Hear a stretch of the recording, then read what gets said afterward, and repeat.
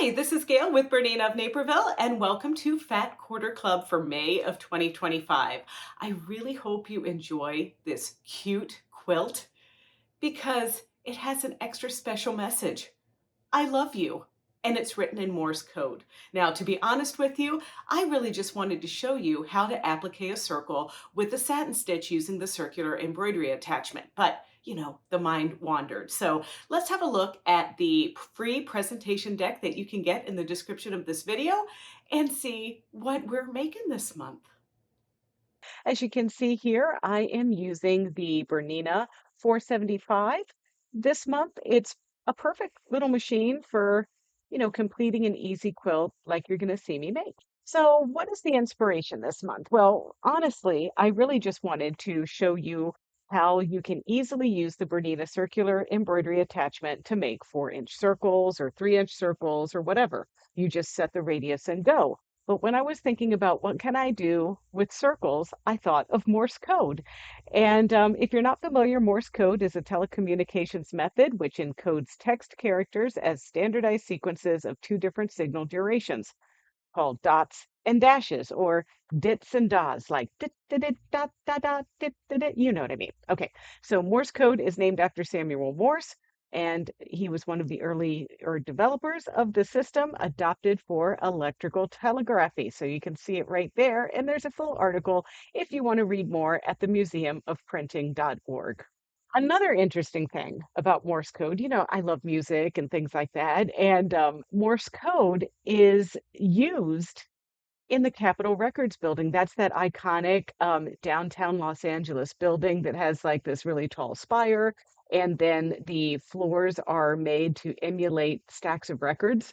Well, anyway, up at the top of the Capitol Records building, there is like a little light and it blinks in Morse code, Hollywood. Now, that's most of the time. It's only changed the message twice in over 50 years. Want to learn a little bit about that? You can also read the full article at the museumofprinting.org. All right, onward ho. So, what is our message that we're making this month? I promise you that it spells out, I love you. And you can see right here, this is the little legend for Morse code and what the different characters mean. And I just went straight up, I love you. So this is I right there, the two dots, and then L, which is a dot, a dash, and a dot dot, or a dit, da da, dit, dit, right? Dit, dit, dit, da da, dit, dit, like that. And then da, da, da, which is O. And then V is dit, dit, dit, dit, dit, da. And then E is dit. So you get the idea, right? So let's go over and start making this. And I promise it's easy.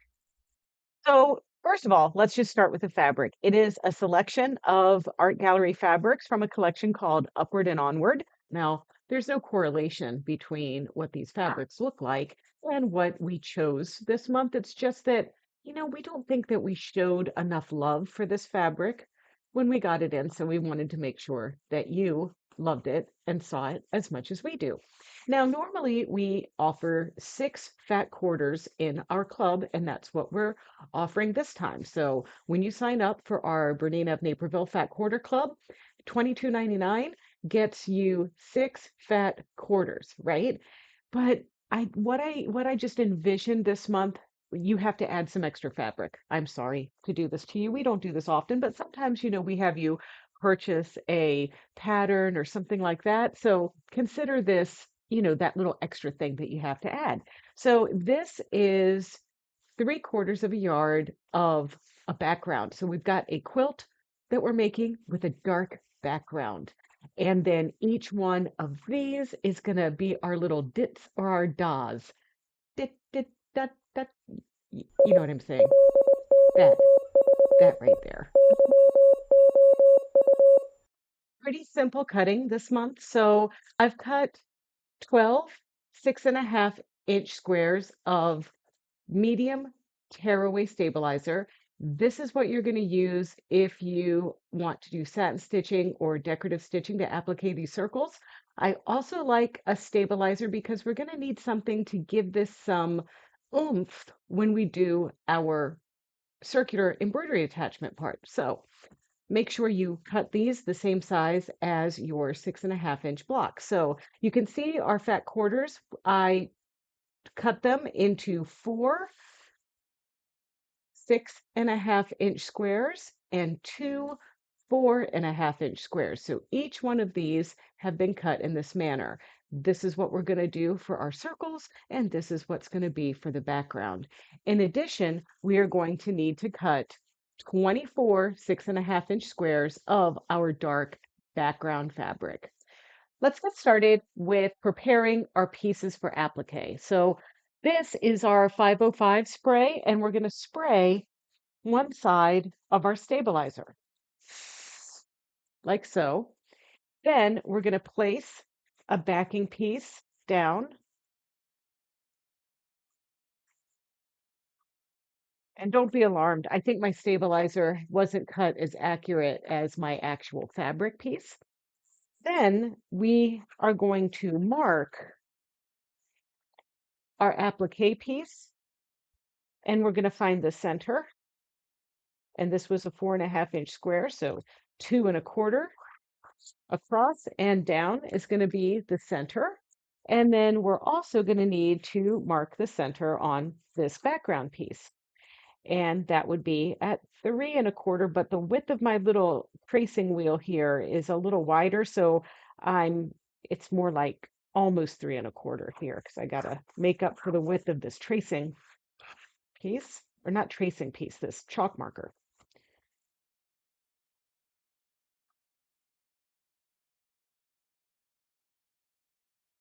Here we go. And then just a little bit of 505 on the back side of this piece. And I spray that away because I don't want to get any overspray on my fabric there. And then we're just lining up our center marks. And now I can put this in a little stack by my sewing machine, and then the magic is really going to happen then. Let's start with the feet. Now, this is a standard #1 sewing foot for a 5.5 millimeter machine like we're using this month because I'm using a Bernina 475, which has a maximum stitch width of 5.5 millimeters. And this foot is fine, but what I'm really looking at for this project is something where I can see the stitches. So they make a foot that's just like the #1 foot, but it's got a clear base, and that's the number 34. Now, I want to show you something, and we have to start by looking at the feet upside down.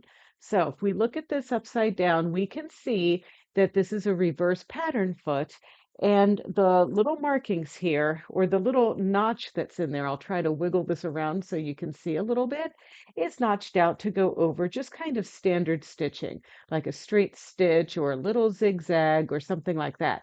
And that would be sort of okay. But I want to make a satin stitch. And let's look at our inspiration piece here. So this is one of my little pieces I've already appliqued. And if you look, you can see that that satin stitching is a little bit thicker. And sometimes trying to do that with a 34 foot, which is designed just like the #1 foot with that little notch under there, it doesn't ride along the satin stitches nicely. And that's mostly because a satin stitch is raised and kind of heavy, but also I decided to use 30 weight thread, which is heavier than our normal sewing weight thread, and it's also making it domed up more. So with that in mind, I want to use a 39 foot. And for those of you that have a Bernina 990 or 570 or any of the machines with 9 millimeter, you might use a 39C, which is what this is. And the C stands for coating, which is what that little eyeball is there. But I'm going to be using a regular 39 on my 475. And under here, you might be able to see that that groove is much thicker and larger, and it allows us to really glide over that satin stitching. Some of you might be thinking, well, Gayle, isn't there a #20 foot that would work for this? And if you look there, see how that's notched out and open? It's still a metal foot, but the opening is notched out. There's even a 20D foot. And of course, these are for your 9mm machines. And there's a 20 foot that is of the nature for the 5.5 as well. But the problem with an open foot is your needle can kind of go up and down and wiggle the fabric around a little bit. And we're doing this as trim in place. So we're going to have kind of a little loose, floppy area there as we go around. So for that reason, I want a foot that has more of a stable little piece right where the needle goes. So I chose foot number 39. So that is what we're using for our secondly, what we're going to need is the circular embroidery attachment. That's this guy right here. It comes with two screws, but you only need one. I guess they're giving you one to use and one to lose, right? And then you're going to need the screwdriver to attach it to the machine. Now, the way that this works is this little guy here has a protector on it. So you can see that's a really little sharp piece there. And we're going to set this exactly 2 inches from our needle to our pin. And this is exactly 2 inches right here, but I'm going to use a ruler and show you how I did that. And whenever you are not attaching fabric to this guy, because it works like a compass, you're going to put that protective rubber piece right on the end there. So we're going to start by putting this on our Bernina 475. Finally, one last little piece of something that you're going to want is either applique scissors, like you see here. I like these because this can protect my fabric with the duckbill piece here, and I usually keep these pretty sharp.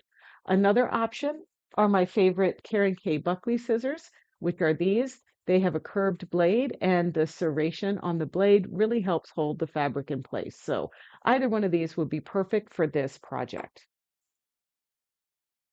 You notice on your machine, you have two holes here, and these will hold different things like a seam guide, or if you have like a really old cut work tool that goes on here, the Bernina cutting tool, um, and it holds the circular embroidery attachment, which you see here.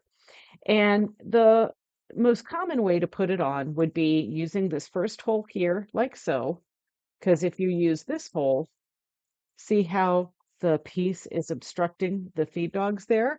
So you would put it in the first hole like this and use the screwdriver and this screw to secure it. Now, another way that you can put it on as well is by lining it up with the first hole here and sewing this way. Now, in this case, we would be sewing kind of clockwise or counterclockwise or whatever. It's just really weird for me sewing in this configuration, so I prefer to put it on this way.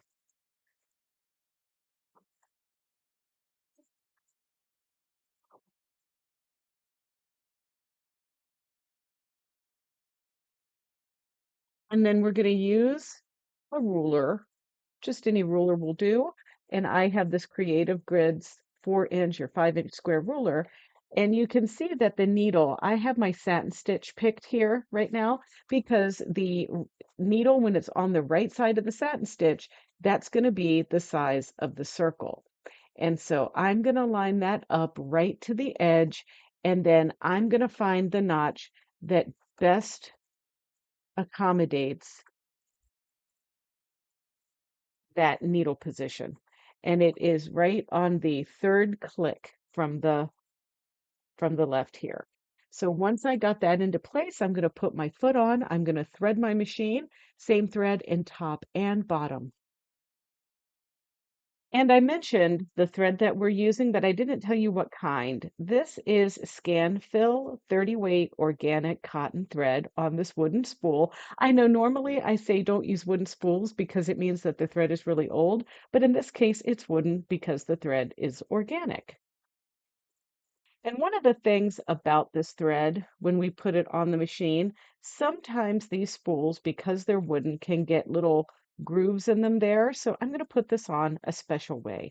So I have my foam pad here. I have my thread going on in this manner, just like this, because it's cross wound, and cross wound likes to go on horizontally. And normally I would use my spool cap this way so that everything smoothly comes off the thread. But in this case, I want to cradle the edge of that spool just to keep everything covered up there. And now my thread isn't going to get stuck on that wooden piece. And I'll just thread my machine per the threading path instructions.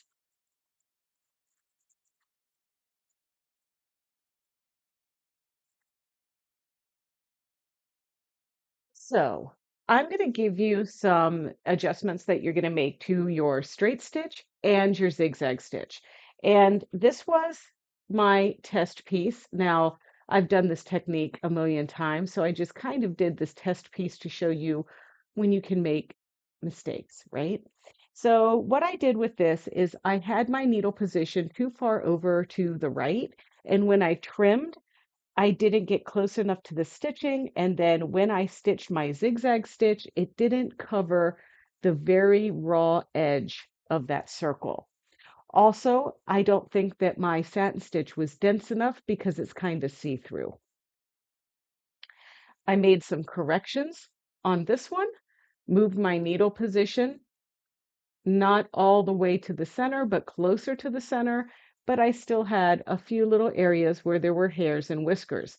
But in this case, I did adjust the stitch length, which is the density of my satin stitch, and it turned out much better. So then finally, when I stitched this piece, it came out perfect. So let's go back over to the machine and see what we're going to do to make those adjustments and how we set that up. First stitch that we're going to use is the straight stitch, number one. And to get started, we're going to make sure that we put that little pokey thing right on the intersection that we drew, so that as we spin, you can see that this is going to make a circle. And once again, I do want to use that little cover so I don't get poked.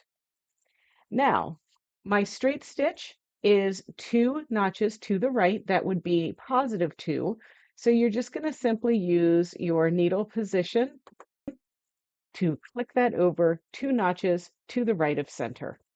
As far as the stitch length, it remains at 2.5 millimeters and my width remains at 0. So now I'm going to just stitch. And once I get back to where I started, this machine has a thread cutter, so I can use the thread cutter, and then I'll use my applique scissors to trim. Now, this is really fun. I'm going to lift the presser foot, and I can trim my threads and stuff when I get to them, but I'm simply going to cut into my work, and I can spin on the little pivot point there of the compass of the circular embroidery attachment, and I can just cut.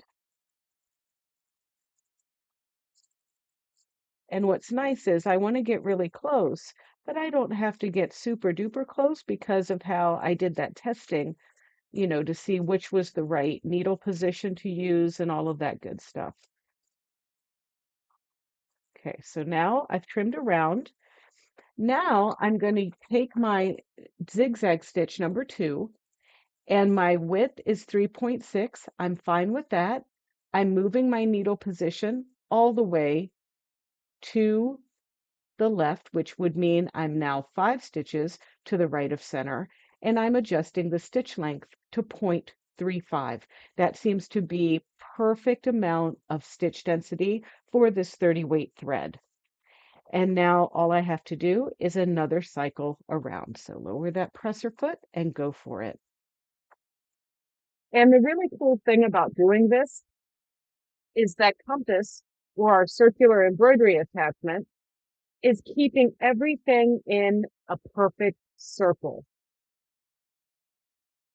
And I'm not going as fast as possible. I am maintaining a medium speed. And then once I get back to the beginning, I just cut, take off my protector here so I can pop this off my circular embroidery attachment, lift my foot, trim any threads if need be, and have a look. Now, I wanted to show you a little bit of a trick if you have some unravelly fabric.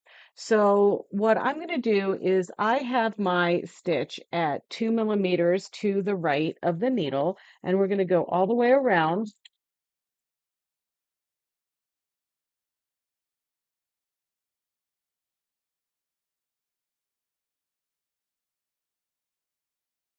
Then you're going to stop and move your needle position 2 clicks to the left. So now this is at center, and we're going to go around again. And what this does is it sews this fabric onto the background better. So when you wash it and it shrinks a little bit, the edges won't pull away from the satin stitching. And I know I mentioned this in the beginning, but you do want to pre-wash your fabrics this month to also prevent the fabric from peeling away from the edge. Okay, so now that I have those two little stitches, and you can see them hopefully as I zoom in there like that, it's okay to lift and trim again. So now we're going to pick our zigzag stitch and go around. And I just want to zoom in on this so that you can really see how much of the fabric I'm biting into.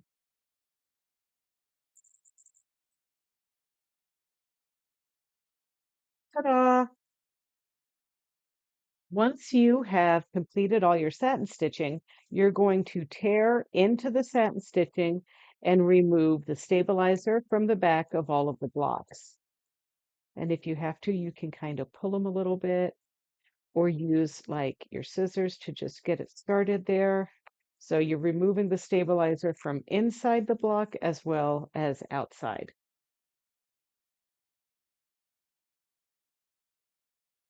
And if you're having trouble getting that center one out, just pull on the bias and it'll pop right out. So in the presentation deck, I created a layout for you because remember, our Morse code quilt spells out I love you. And we're going to start by adding 2 dots. And I'm just going super random on this, but I don't want 2 colors being the same next to each other. And then once you get 2 that you've selected, we're going to take a dark spacer, and then we are going to pick 2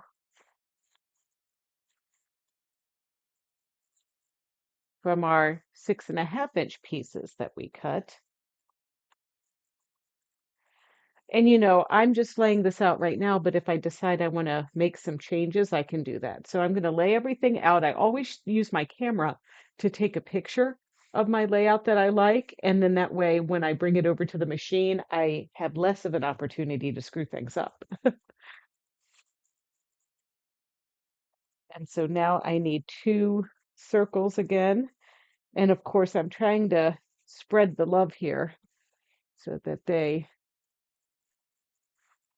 I don't have like 2 pieces next to each other and all of that stuff. So I'm just going to continue laying this out and then I'm going to sew them together row by row.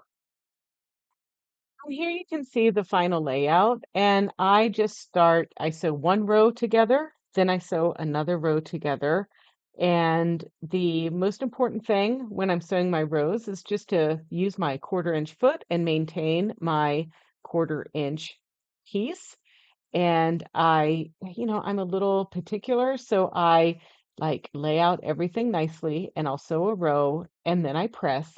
And when I press, I'll press like the top row in one direction. And then when I sew the next row, I press in the opposite direction.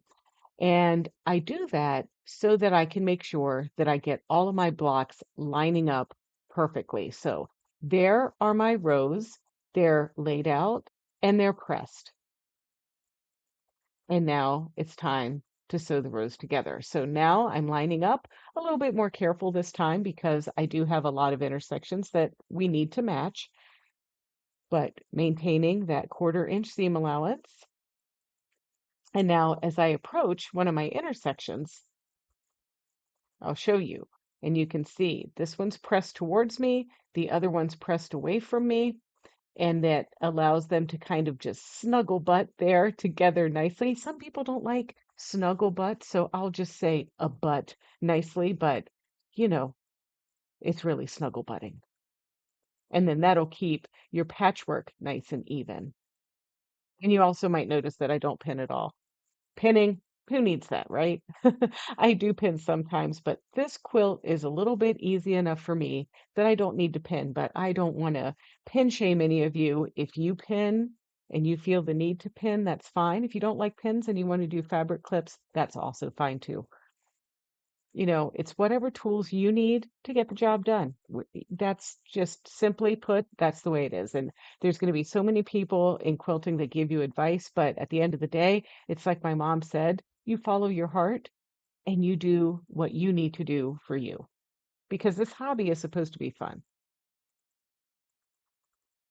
And fair warning, in this video, we're just making the quilt top, but no worries. We have a remedy for that.